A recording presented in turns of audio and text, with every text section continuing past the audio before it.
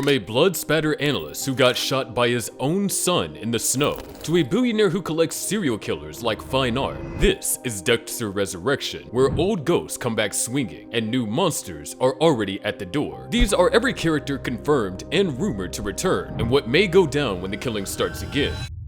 Dexter Morgan is back from the dead, and this time there's actually a medical explanation for the impossible, one that makes his resurrection both scientifically plausible and narratively satisfying after the emotional devastation of the New Blood finale. The ending of Dexter New Blood was designed to be definitive. Harrison Morgan, consumed by rage and the realization that his father would never stop killing, pulled the trigger in a moment of devastating clarity. As Dexter bled out in the Iron Lake snow, fans watched what appeared to be the final chapter of television's most complex anti-hero. Showrunner Clyde Phillips had been adamant about the finality, telling Deadline with conviction, "I have 3 words for you. Dexter is dead." I wouldn't do that to the audience. It would be dishonest. He emphasized that there was no question that this was the finale of Dexter, positioning Harrison as the potential future of the franchise. But Phillips has been playing a longer game than anyone realized, crafting a resurrection that wouldn't betray the emotional weight of that ending while opening new narrative possibilities. The key to making Dexter's survival believable lay in the very element that made his death so poetic: the brutal Iron Lake winter that served as the backdrop for his apparent demise. The medical explanation Phillips revealed is both elegant and terrifying in its implications. The sub-zero temperatures that should have guaranteed Dexter's death actually became his salvation through a phenomenon well documented in medical literature. As Phillips explained to TV Insider, the show consulted with medical professionals to ensure the science was sound. When Dexter awakens in the hospital, a doctor delivers the exposition that makes everything possible. Had you been shot in the summertime, you'd be dead, but you were shot in 0-degree weather, and we ripped you open and we were able to get to you minutes before you died. This is a realistic scenario where extreme cold essentially puts the body into a form of suspended animation, slowing blood loss and metabolic processes enough to extend the window for medical intervention. Cases exist of people surviving seemingly fatal injuries in frigid conditions, their body preserved long enough for emergency surgery to save them. The cold that was meant to be Dexter's grave became his unlikely salvation. Dexter's awakening from the coma weeks later represents a rebirth of sorts, but not into the controlled existence he once maintained. The trailer footage shows a man visibly shaken by his experience, processing not just his physical survival, but the psychological impact of being shot by his own son. When he discovers Harrison has vanished without a trace, leaving no forward address or contact information, Dexter is forced to confront the weight of his failures as a father. The official logline reveals Dexter's motivation. Realizing the weight of what he put his son through, Dexter sets out for New York City, determined to find him and make things right. This is a man genuinely attempting redemption. However, the phrase "make things right" is ominous when applied to someone with Dexter's history and methodology. Michael C. Hall's return brings a different energy to the character, older, more vulnerable, carrying visible scars from his near-death experience. The trailer shows glimpses of Dexter navigating New York City with less of his characteristic confidence, suggesting the trauma has fundamentally altered his approach to the world. The New York setting represents more than just a change of scenery. It's a complete disruption of Dexter's established patterns and support systems. In Miami, he knew every street, had professional relationships that provided cover, and understood the local criminal ecosystem. New York strips away all those advantages, forcing him to adapt while simultaneously hunting for his son who may not want to be found. Speaking of which, Dexter isn't the only Morgan making a comeback. His son's story is also just getting started. The last time we saw Harrison Morgan, he was walking away from his father's dying body in the Iron Lake snow, believing he had ended the Bay Harbor Butcher's reign of terror forever, a moment that would define everything about who he's trying to become. Harrison's journey to that pivotal moment was years in the making, shaped by trauma, abandonment, and the gradual awakening of something dark within himself. After Rita's murder by the Trinity Killer, when Harrison was just an infant, his life became a series of disruptions and failed placements. He spent years moving between foster homes and relatives, never truly belonging anywhere, carrying the subconscious weight of witnessing his mother's death even though he couldn't consciously remember it. The instability created a young man desperate for connection but wary of forming deep bonds, having learned early that the people he loved could disappear without warning. When Harrison finally tracked down his father in Iron Lake, he arrived with hope that Dexter could provide the stability and understanding he had been seeking. The initial reunion seemed promising. Dexter appeared to be living a quiet, normal life as Jim Lindsay, working at a local shop and dating the town's police chief. For a brief moment, Harrison glimpsed the possibility of the father-son relationship he always craved, someone who might understand the darkness he felt stirring within himself. But Harrison's discovery of his own capacity for violence preceded his understanding of his father's father's true nature. The incidents at his new school, particularly his brutal assault on a bully that went far beyond self-defense, revealed that the darkness in the Morgan bloodline hadn't skipped a generation. When Harrison felt the rush of inflicting pain, the satisfaction that came with dominance over another person, he began to understand that he might be fundamentally different from other people. The realization terrified and exhilarated him in equal measure. The revelation of Dexter's identity as a serial killer initially felt like validation rather than horror. Here was someone who understood the urges Harrison was experiencing, who could guide him through the moral complexities of harboring such impulses. When Dexter began teaching Harrison elements of Harry's code, it seemed like a path channeling his darkness productively. For a moment, Harrison believed he found not just his father, but a mentor who could help him become something more than a monster. But the illusion shattered when Harrison witnessed the collateral damage of Dexter's worldview. The death of Sergeant Logan, an innocent man killed simply because he stood between Dexter and escape, proved that the code was never about justice or protection, but about Dexter's need to justify his compulsions. Harrison realized that his father would never stop killing, would never be satisfied with a quiet life, and would always prioritize his dark passenger over everything else, including his son's well-being. Harrison understood that killing Dexter was the only way to break the cycle, to prevent himself from becoming the same kind of monster. The shot was an act of mercy and execution simultaneously, ending Dexter's suffering while ensuring Harrison wouldn't follow the same path. Walking away from his father's body represented Harrison's choice to reject the legacy of violence that had defined the Morgan family for generations. Weeks have passed since that traumatic night, and Harrison has been desperately attempting to build something resembling a normal life in New York City. His choice to work at the Empire Hotel, alongside his close friend and co-worker Elsa Rivera, represents a delicate embrace of mundane, honest work that has nothing to do with violence or death. The hospitality industry requires constant interaction with strangers, demanding emotional regulation and customer service skills that force Harrison to practice being normal, to suppress any impulses that might seem threatening or unusual. Jack Alcott's return shows a young man who has thrown himself into this performance of normalcy with desperate intensity. Harrison's friendship with Elsa Rivera appears genuine and uncomplicated, the kind of relationship he never had the opportunity to develop during his unstable childhood. Working alongside her daily provides structure and social connection while maintaining appropriate boundaries. They're colleagues and friends, not family, which feels safer for someone who associates deep emotional bonds with inevitable loss. The Empire Hotel setting also represents Harrison's attempt to exist in a space defined by temporary connections. Hotel guests come and go, interactions are brief and professional, and Harrison can maintain his carefully constructed persona without the sustained scrutiny that deeper relationships would require. It's a perfect environment for someone trying to hide from his past while practicing how to be the person he wants to become. But Harrison's carefully constructed new life is built on the foundation of believing his father is dead, that the source of his inherited darkness has been eliminated. The psychological weight of patricide is something that he has to process alone, without therapy or support, convincing himself that the shooting was necessary and justified. He's likely told himself that Dexter's death freed him from the genetic predisposition towards violence, and that he could choose to be different because the immediate influence is gone. The revelation that Dexter survived will shatter more than just Harrison's sense of safety. It will destroy his entire understanding of his own actions and their own consequences. Everything he's built in New York is predicated on the belief that he successfully ended the cycle of violence. Discovering that his father lives means confronting the possibility that the shooting was meaningless, that the darkness within himself remains unresolved, and that the normal life he's constructed is nothing more than an elaborate form of denial. The official log lines promise that the only way out is together suggest that Harrison's individual attempt at redemption is doomed to failure. The trauma and darkness they both carry can't be resolved through separation, but only through confronting their shared legacy directly. This sets up what could be the franchise's most psychologically complex storyline: two damaged men forced to work together despite their history of mutual destruction. And if Harrison thinks that he can outrun the past, he's about to be reminded that some voices never leave. Harry Morgan died years ago, but his voice has never stopped echoing in Dexter's mind. And now, James Remar is officially returning to make that haunting literal, suggesting that Dexter's psychological foundation is crumbling under the weight of his recent trauma. Harry's story began with one of the most formative moments in Dexter's origin: the discovery of 3-year-old Dexter sitting in a shipping container surrounded by dismembered bodies, including that of his mother, Laura Moser. As a Miami Metro detective investigating the brutal scene, Harry witnessed firsthand the psychological devastation that would shape everything about his future son. The image of a small child sitting silent and traumatized in a pool of blood moved Harry to make an impulsive decision that would echo through decades. He chose to adopt Dexter rather than allow him to disappear into the foster system. But Harry's compassion came with an increasingly horrifying realization as Dexter grew older. The trauma had fundamentally altered his neurological development in ways that couldn't be reversed through love, therapy, or traditional parenting. Young Dexter began displaying the classic signs of psychopathy, lack of empathy, fascination with death, and an inability to form genuine emotional connections. When Harry discovered that Dexter had been killing neighborhood animals and was escalating to more sophisticated acts of violence, he faced an impossible parental dilemma. The creation of the code represents one of television's most morally complex parenting decisions. Rather than attempting to suppress Dexter's homicidal urges,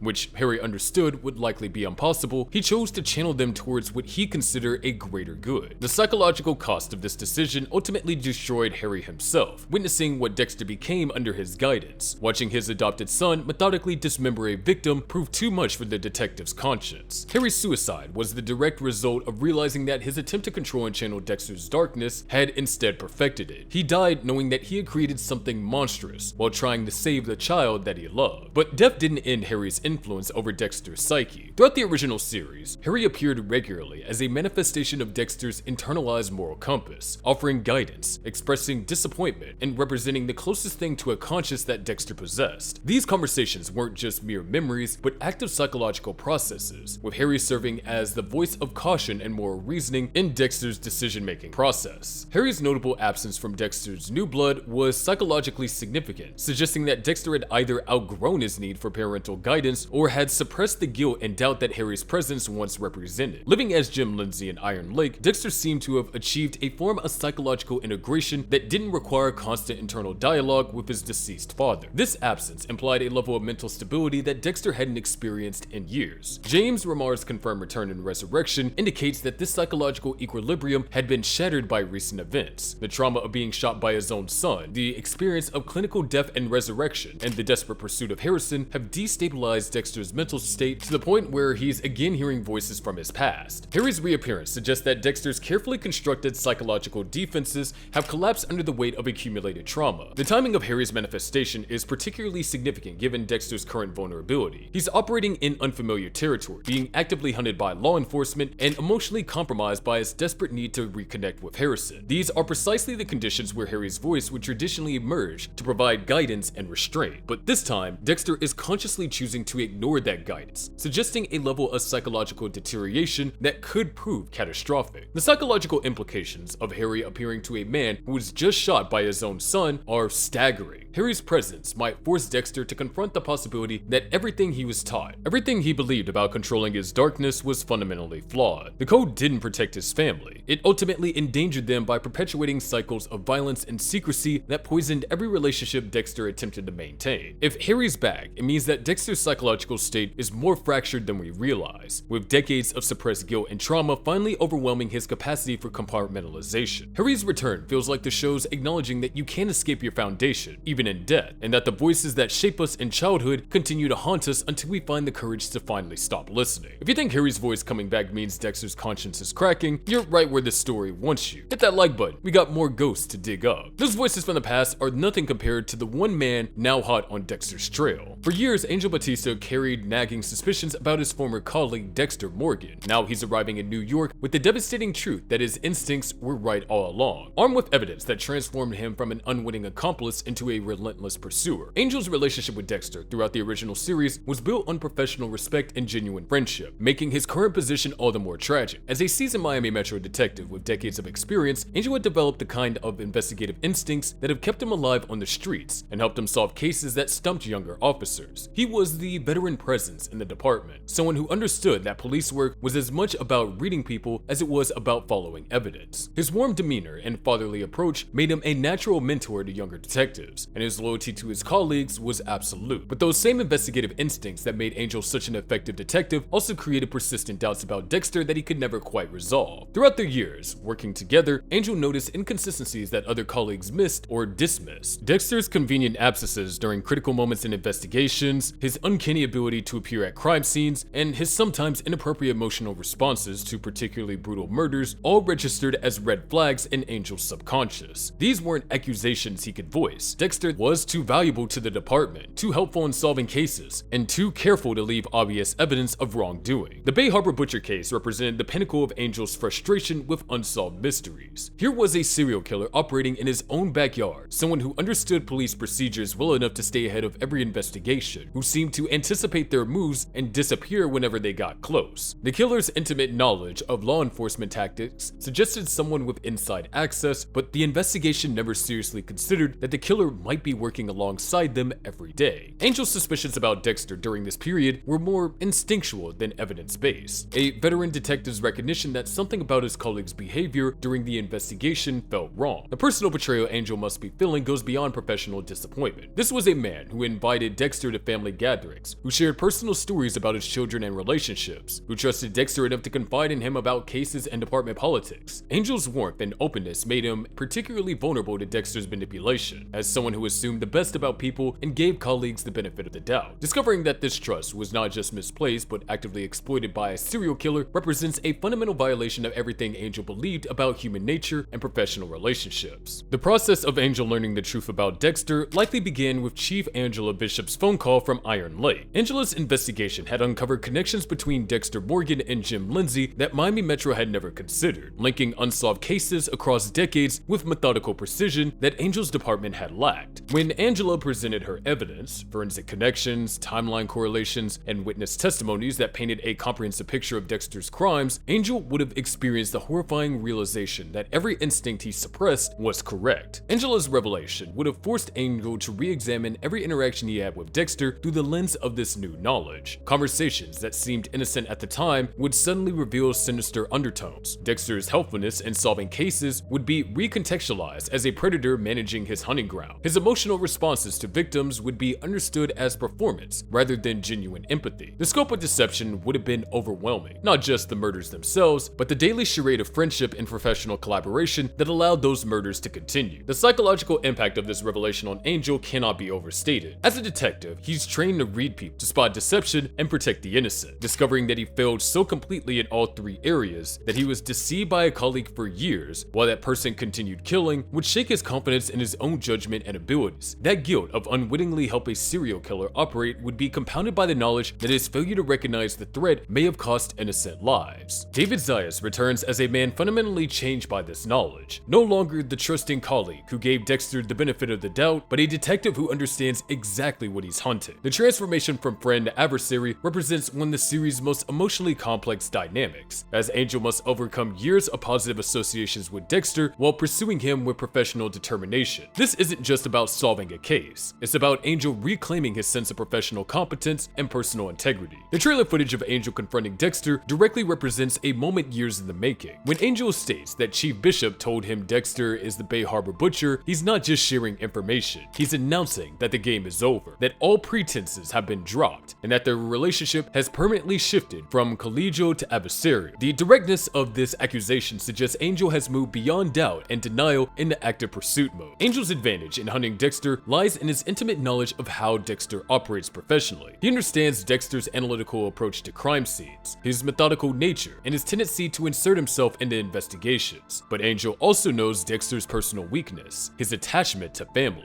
his need for control, and his difficulty maintaining relationships under pressure. This knowledge makes Angel uniquely qualified to anticipate Dexter's moves and counter his strategies. The New York setting adds another layer of complexity to Angel's pursuit. Unlike Miami, where Angel had jurisdiction, resources, and local knowledge, New York requires him to work within unfamiliar systems and coordinate with detectives who don't understand the history of this case. Angel's presence in New York suggests he's either working officially with federal authorities or has taken personal leave to pursue Dexter independently, either scenario indicating the depth of his commitment to seeing this through. The emotional stakes for Angel extend beyond professional obligation to personal redemption. This case represents his opportunity to prove that his instincts were correct, that his years of experience mean something, and that he could still be the detective he once believed himself to be. Catching Dexter wouldn't just close unsolved cases, it would validate Angel's career and restore his faith in his own judgment. But Angel's pursuit also carries significant personal risks. Dexter, desperate and concerned, is far more dangerous than Dexter operating from a position of control. The trailer's evidence that Dexter flees upon seeing Angel suggests he understands the threat his former colleague now represents. This sets up a dynamic where Angel must be prepared to confront not just a serial killer, but someone who knows his methods, understands his weaknesses, and has years of experience staying ahead of police investigations. Angel knowing the truth is one thing, but he's not the only law enforcement officer in New York, and coordinating a manhunt for someone as sophisticated as Dexter will require resources and expertise that no single detective possesses. Angel deserves this moment after years of being manipulated and deceived, and I personally hope that he gets the justice he's seeking. But simultaneously, I'm terrified about what Dexter might do when he realizes that there's nowhere left to run. Batista's not guessing it. He's coming with proof. Subscribe if you're ready to see Dexter hunted by someone who knew him before the butcher. These familiar faces return to confront the darkness they left behind, but the new arrivals are bringing an entirely different kind of danger. Leon Prater is a billionaire venture capitalist whose philanthropic facade conceals the most twisted hobby imaginable, collecting serial killers like rare art pieces. Peter Dinklage's casting as the season's mega-villain signals that Resurrection is taking the franchise in a darker direction. Prater is someone who has turned murder into a business model, using his vast resources to create a network of killers operating under his protection. The trailer shows Dexter being introduced to other serial killers who have found sanctuary within Prater's organization. Which make Prater particularly dangerous is his ability to offer something Dexter never had: a community of like-minded individuals with institutional support. For someone who had spent decades hiding his true nature, the prospect of acceptance could be irresistible. But joining his collection likely means surrendering the independence that has always defined Dexter's approach. The dynamic sets up a power struggle between two philosophies of serial killing: Dexter's solitary code versus Prater's collective system. Dinklage brings gravitas to what could have been cartoonish, conveying menace through charm and sophistication rather than ranting madness. If Prater collects serial killers, the question becomes, does he control them or do they control him? A billionaire serial killer collector is terrifying enough, but Dinklage playing him makes it absolutely chilling, and every powerful figure needs someone to keep the chaos contained. Charlie is Leon Prater's head of security, a former special ops officer protecting a billionaire's collection of serial killers. Uma Thurman's casting immediately elevates the show's action potential, bringing an actress known for iconic fight sequences to a franchise that needs compelling women who aren't just victims. As Prater's enforcer, Charlie brings military-grade training to protect what may be the most dangerous gathering of individuals in television history. Her job requires managing personalities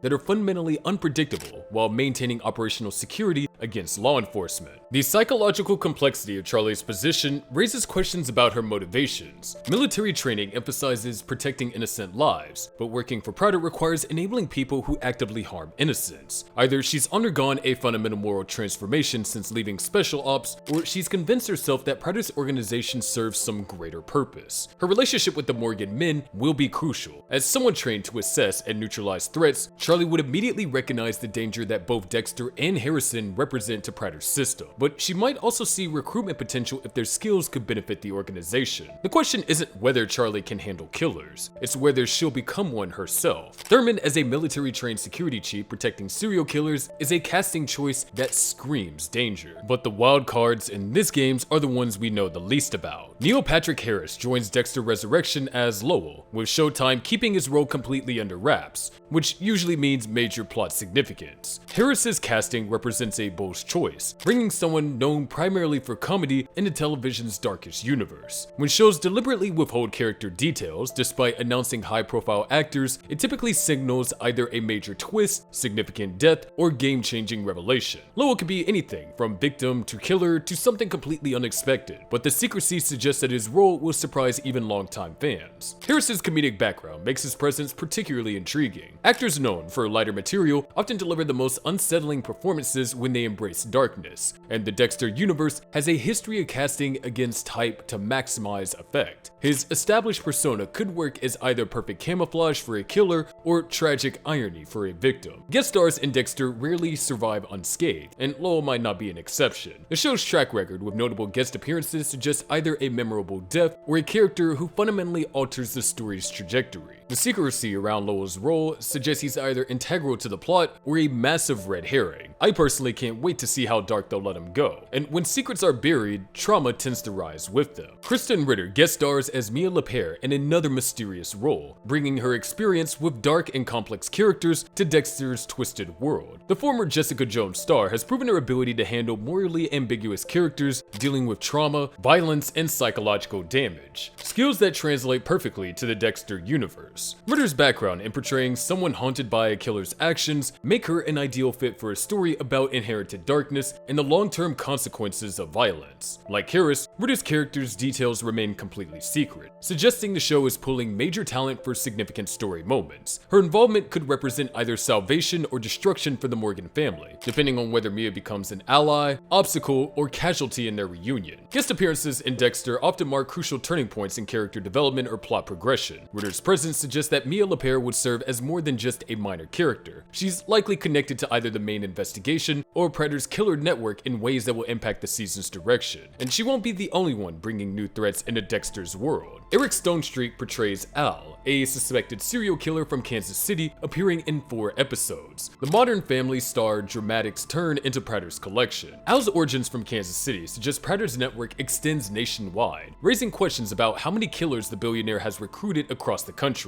His 4-episode arc indicates significant importance to the season's structure, suggesting that he'll either be a major threat or a valuable ally to Dexter during crucial story moments. Stonestreet's casting represents the kind of against-type choice that could be absolutely terrifying. Actors known for wholesome comedy often delivering the most unsettling villain performances, and Al could represent a particularly disturbing addition to Predator's collection. His presence adds another layer of competition and danger for Dexter, who must navigate relationships with multiple killers while maintaining his own agenda. The fact that Al traveled from the Midwest to join Predator's New York operation suggests either desperation or the promise of something extraordinary. Serial killers don't typically relocate unless circumstances force them to run or they're offered opportunities too valuable to refuse. If Al's from Kansas City, how many other killers has Predator collected across the country? Stonestreet playing a serial killer is the kind of against-type casting that could be absolutely terrifying once again. But what makes this network more disturbing is who they're recruiting next. David Desmalchin appears as Gareth in another undisclosed role, bringing his talent for playing unsettling characters to Dexter's twisted world. Desmalchin has mastered the art of playing disturbing, psychologically complex characters throughout his career, making him a perfect fit for the Dexter universe. His presence usually signals psychological complexity and danger, suggesting that Gareth will be more than he initially appears. Whether he's another member of Predator's collection or someone hunting them remains unclear, but his involvement promises genuine creepiness. And as Dexter's past closes in, the ghosts that haunt him are stepping out of memory.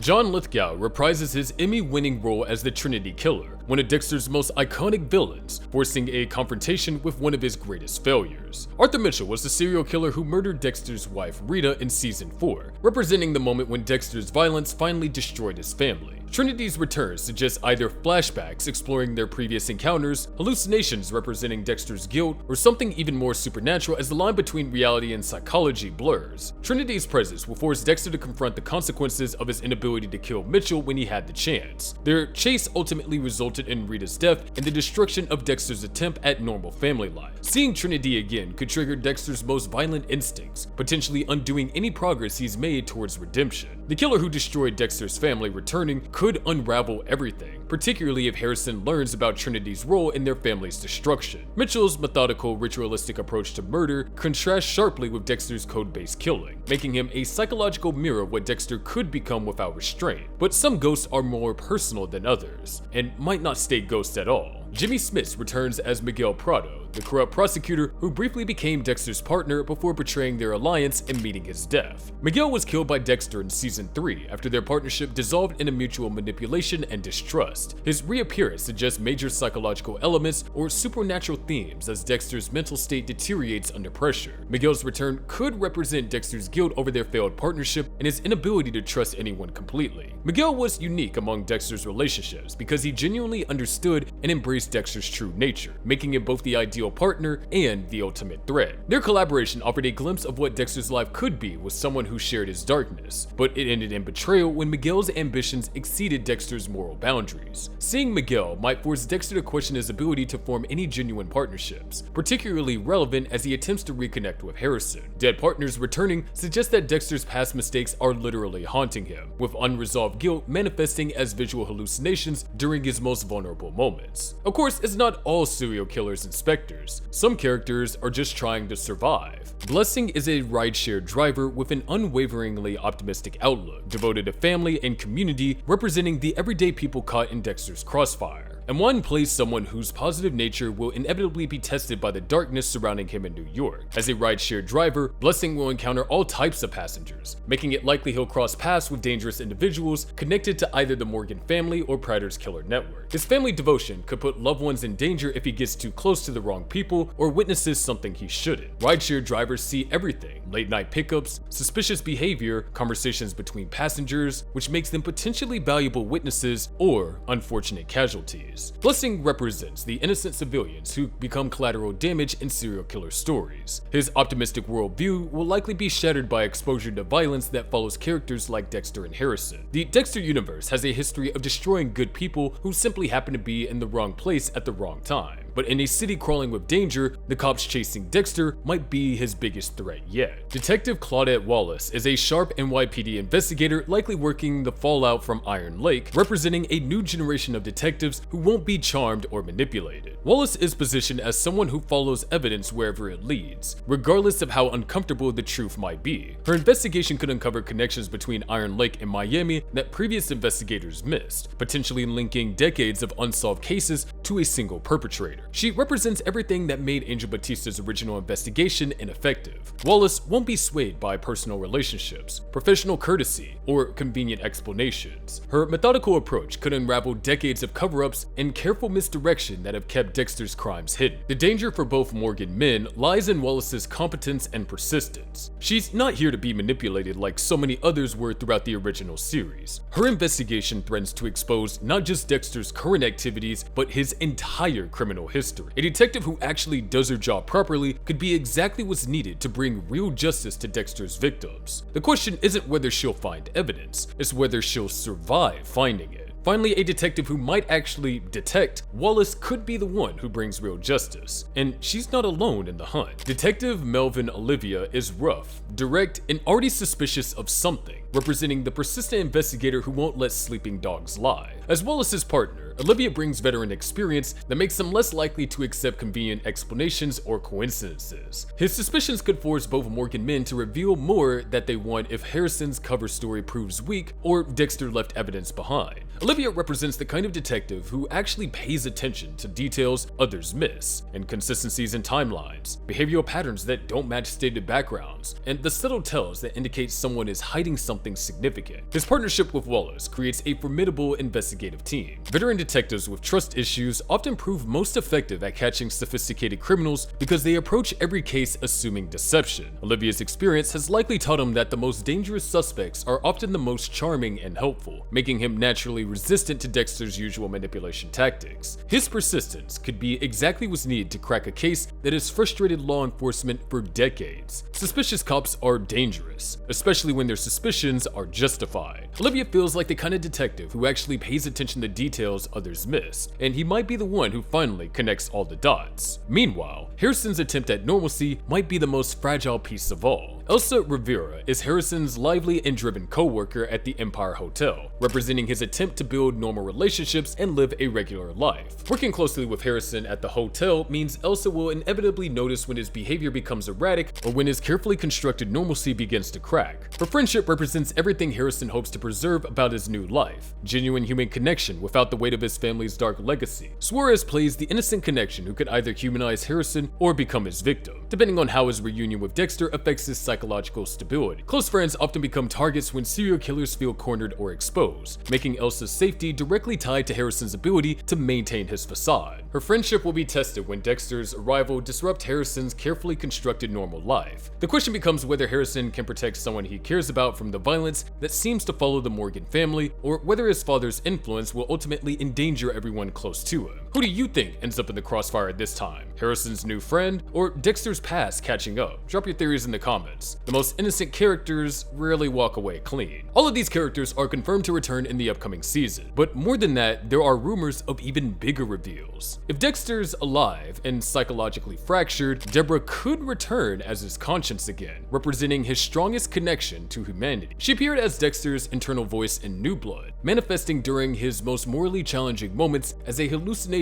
born from guilt and unresolved trauma. With Trinity and Miguel confirmed to return, fans expect Deb's ghostly presence as well, particularly given her crucial role as Dexter's moral anchor throughout the original series. Deb's return would suggest Dexter's mental state is deteriorating under the pressure of being hunted while desperately searching for Harrison. Her voice traditionally emerged when Dexter faced impossible choices or questioned his actions, serving as the closest thing to a conscience he possessed. Jennifer Carpenter's potential involvement would bring emotional weight to Dexter's psychological journey, forcing him to confront the sister he loved and ultimately caused to die. Deb's voice could be what saves Dexter from completely losing himself to darkness, or what finally drives him to acknowledge the full scope of his destructive impact. If dead killers are returning, then Deb's absence would be the most glaring omission. The show needs Deb's voice. She's the only one who can call Dexter on his bullshit effectively. Well, right there with Angela Bishop, as Angela's return hasn't been confirmed, but her investigation sets Resurrection's events in motion, making her absence from the conclusion feel incomplete. She uncovered Dexter's identity through meticulous detective work, connecting decades-old cases to reveal that Jim Lindsay was actually the Bay Harbor Butcher. The trailer does show Angel confronting Dexter with information from Chief Bishop, proving her revelation triggered the manhunt that drives the entire season. Angela's knowledge makes her either a crucial ally or massive liability for law enforcement. She might be forced to testify about her findings or face consequences for allowing Dexter to escape Iron Lake. Her decision to let him leave, whether from compassion, strategic thinking, or fear, created the current situation where he's free to reunite with Harrison. Her character represents the competent investigator who actually solved the case that stumped law enforcement for years. Angela earned her place in any conclusion through everything that she's endured to expose the truth, losing her relationship with Harrison, facing a serial killer, and choosing justice over personal safety. Angela started this investigation by refusing to accept convenient explanations for Kurt Caldwell's crimes. She deserves to see how it ends. Angela earned her place in the finale after everything that she's gone through to expose Dexter. The cast of Dexter Resurrection is stacked with returning legends and brand new threats, but will they all make it out in one piece? Whether it's law enforcement, family, or fellow killers, everyone's got something to lose. And in Dexter's world, closure usually comes with a body count.